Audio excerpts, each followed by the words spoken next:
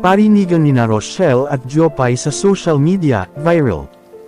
Naging sentro ng diskusyon sa social media ang mga kamakailan post nina sexbomb dancer Rochelle Pangilinan at Jopay Pagia. Matapos mapansin ng ilang netizens na tila may mga mensahe silang ipinapahayag na maaaring may kaugnayan sa isa't isa. Nagsimula ang ingay nang mag-post si Jopay ng "Don't play with me, I know the difference between what you show and who you really are." Na sinundan naman ng IG story ni Rochelle na may selfie at caption na "Kawawa yarn." Dahil dito, umusbong ang iba't ibang espekulasyon at hinala na baka umano'y may hindi pagkakaunawaan o hidwaan sa pagitan ng dalawa. Dahil sa mabilis na pagkalat ng mga screenshot at interpretasyon ng mga netizens. Naging mainit ang diskusyon sa iba't ibang social media platforms.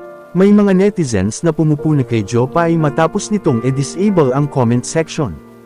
Ayon sa isang netizen, si Jopay lakas loob magparinig pero nung na-call out sa comment section, nag-off ng comment. Pakiramdam ng ilang fans ay hindi patas ang naging patutsyade kay Rochelle. Katwiran ng iba, matapos silang bigyan ulit ng opportunity ni Rochelle. Wow Jopay, konting respeto naman. Habang may bahagi ng netizens ang naniniwalang walang personalan ang mga post. Giit nila, posibleng para sa ibang tao o sitwasyon ang kanilang hugot at nagkataon lang na magkasunod ang timeline. Ipinagtanggol naman ng iba ang dalawa, anila normal lang sa magkakaibigan. Ang magkaroon ng tampuhan paminsan-minsan at hindi dapat bigyan agad ng mali siya habang walang opisyal na kumpirmasyon. Samantala, ayon sa mga ulat mula sa showbiz columnist napapansin ng mga event organizer, na mahirap nang pagsamahin sa mga booking o event sina Rochelle at Jopay. Kung sino ang kasama sa kampo ni Jopay ay iba sa mga nakakasama ni Rochelle. Lalo pang naging maugong ang issue matapos hindi makasama si Jopay sa Get Get Out concert, The Final. Bagamat may ulat na hindi siya nakapag-rehearse kaya hindi nakasali. Marami pa ring netizens ang nagduda na may malalim na dahilan sa likod nito.